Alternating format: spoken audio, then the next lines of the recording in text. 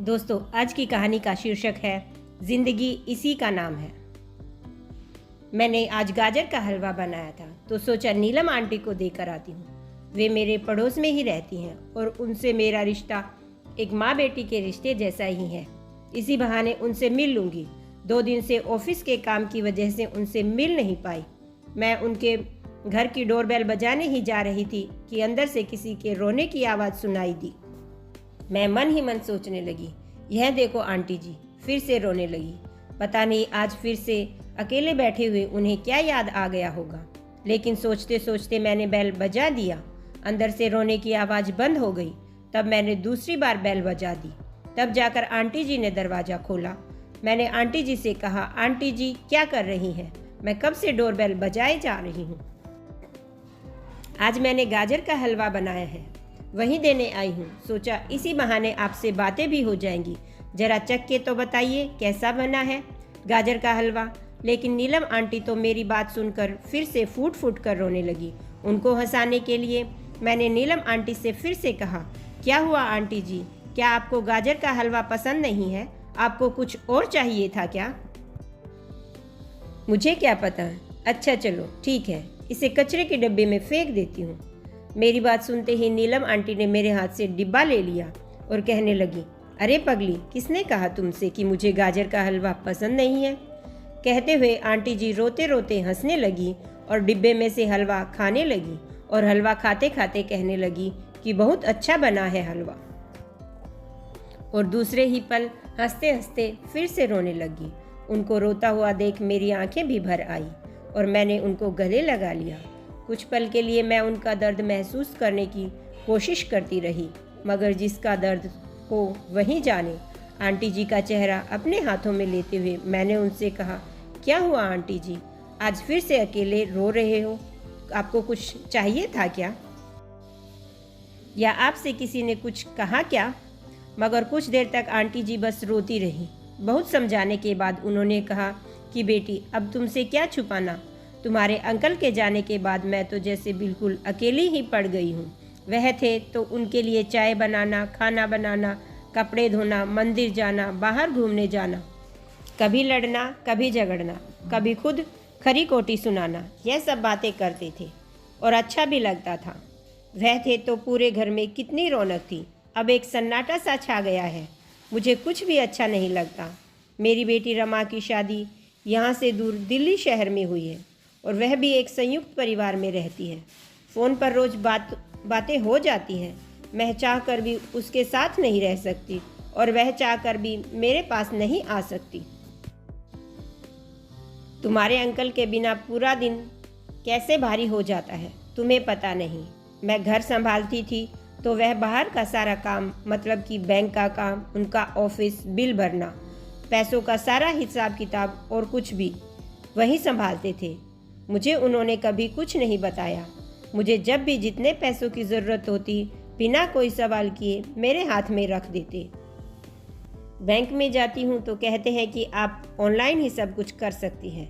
अब इस ऑनलाइन के ज़माने में मेरी कुछ समझ में नहीं आ रहा कि कैसे करूँ। नीलम आंटी जी कहते कहते बस सिर्फ और सिर्फ रोए जा रही थी। मैं समझ सकती थी नीलम आंटी ज़्यादा पढ़ी लिखी नहीं थी और ऊपर से इस ऑनलाइन के ज़माने में एक अकेली औरत के लिए यह सब कुछ करना कितना मुश्किल हो जाता है। इसलिए मैंने उनको दिलासा देने की कोशिश करते हुए कहा कि अरे आंटी जी, बस इतनी सी बात, और इतनी सी बात के लिए आप इतना रोए जा रही हैं। मुझे कह दिया होता मैं आपकी बेटी नहीं हूँ। क्या अंकल जी मुझे अपनी बेटी से कम समझते थे? मेरी बात सुनकर आंटी जी ने कहा, नहीं, ऐसी बात नहीं है बेटी, तुम्हारा अपना भी तो घर है, पति है, ऊपर से तुम ऑफिस जाती हो, कितनी सारी जिम्मेदारी है तुम्हारे ऊपर, और ऊपर से मैं तुम्हारी और तकलीफ को बढ़ाना नहीं चाहती। मैंने कहा, तकलीफ? उसमें क्या तकलीफ, मैं तो यह चुटकी बजाते ही कर लेती हूँ। तभी उनकी आंखें मेरी और शर्म से फिर झुक जाती हैं। मैंने तुरंत ही उनकी परेशानी समझ गई और कहा कि मेरे कहने का यह मतलब है कि अगर मैं सब कुछ आसानी से कर लेती हूँ तो आप भी तो यह सब कुछ आसानी से कर ही लेंगी ना। उसमें कौन सी बड़ी बात है, मैं आपको सिखा दूंगी। तब आंटी जी ने कहा, मगर बेटी मुझे तो अंग्रेजी आती भी नहीं है। मैंने कहा, तो क्या हुआ, आप नहीं जानते? मोबाइल में आप हिंदी में सब कुछ पढ़ लिख सकते हो।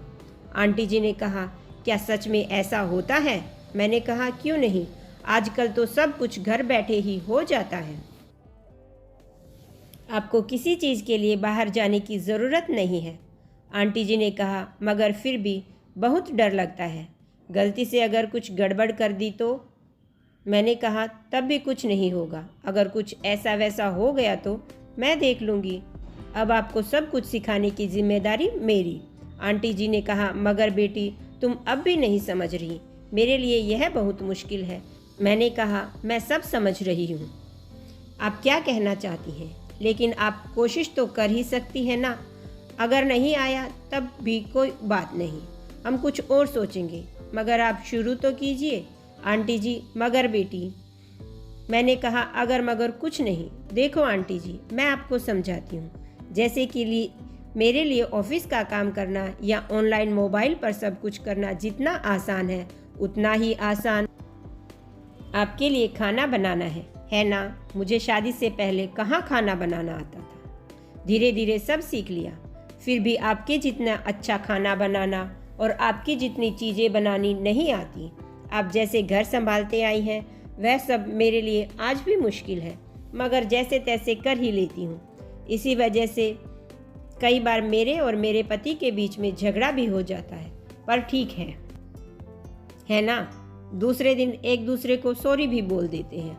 आप सीख तो सकती हैं, ज़्यादा नहीं, थोड़ा बहुत समझ आ जाएगा। बार बार आपको किसी पर निर्भर नहीं रहना पड़ेगा। अगर आप अपना सब कुछ जब खुद संभालने लगेंगे तब आपको भी बहुत अच्छा लगेगा। देख लेना, रोना बंद कीजिए और बताइए हलवा कैसा बना है। सच बताना। आंटी जी ने कहा, अच्छा बना है, इसमें मलाई या मावा डाल देती तो यह स्वाद में और भी अच्छा बन जाता। मेरी पहचान में एक रेखा आंटी है जो आपकी तरह ही हाउसवाइफ है, मगर उन्हें भी यह सब कुछ उनके पति ने ही सिखाया है। तो मैं उनसे कह दूंगी, वह दोपहर को या जब भी उनको वक्त मिलेगा यहाँ आकर आपको सब सिखा देंगी। इसी बहाने आपका थोड़ा वक्त भी कट जाएगा और आपको एक नई दोस्त भी मिल जाएगी। वैसे भी वह रेखा आंटी ना बहुत अच्छी है और वह बातें तो मुझसे भी ज़्यादा अच्छी करती हैं। मेरे कहे मुताबिक रेखा आंटी ने कुछ ही दिनों में नीलम आंटी से दोस्ती कर ली और आंटी को मोबाइल में सब कुछ सिखा भी दिया। माना कि उनको यह सब सिखाने में और समझाने में बहुत ज़्यादा वक्त लग गया। उनसे कई बार गलतियां भी हो जाती, मगर सीखना भी तो ज़रूरी है ना। अंकल जी के पेंशन से उनका घर चलता था। अंकल जी ने म्यूचुअल फंड में भी आंटी के नाम बहुत सारे पैसे जमा करवा रखे थे। घर भी आंटी जी के नाम पर ही है। अब आंटी जी का पूरा दिन घर में न रहकर घर का काम खत्म करके मंदिर जाती हैं, पास पड़ोस में सबकी हेल्प भी करती हैं, योगा भी करती हैं, ऑनलाइन सब पेमेंट कर लेती हैं, अकेले हैं मगर खुश हैं, सबकी मदद करती हैं। यह तो अच्छा हुआ कि धीरे धीरे नीलम आंटी ने वक्त रहते सब कुछ सीख लिया, मगर इस दुनिया में और भी कई औरतें होंगी जिन्हें इन सब के बारे में कुछ पता नहीं होगा। वह इस बात को लेकर काफ़ी शर्मिंदगी महसूस करती होंगी और यह सब ना आने की वजह से उन्हें अपनी ज़िंदगी में कितनी मुश्किलों का सामना करना पड़ता होगा, यह अच्छे से समझ सकती हूँ। यह सब मुश्किल ज़रूर है, पर वक्त रहते सब कुछ सीख लेना ही समझदारी है, क्योंकि किसी के चले जाने से हमारी ज़िंदगी तो नहीं रुकती। हमें तो अपने आगे की ज़िंदगी को उन्हीं की बीती हुई यादों के सहारे बितानी पड़ती है, चाहे हम चाहें या ना चाहें। दोस्तों, इस कहानी के माध्यम से बस मैं यही कहना चाहती हूँ, बदलते ज़माने के साथ हमें खुद को भी बदल लेना चाहिए। समय का क्या पता अपना कौन सा रंग कब दिखा दे, वक्त के साथ संभलने में ही समझदारी है। दोस्तों, कहानी कैसी लगी कमेंट करके बताना। यदि पसंद आई तो एक लाइक, शेयर और चैनल को सब्सक्राइब कर सकते हैं। देखने के लिए धन्यवाद।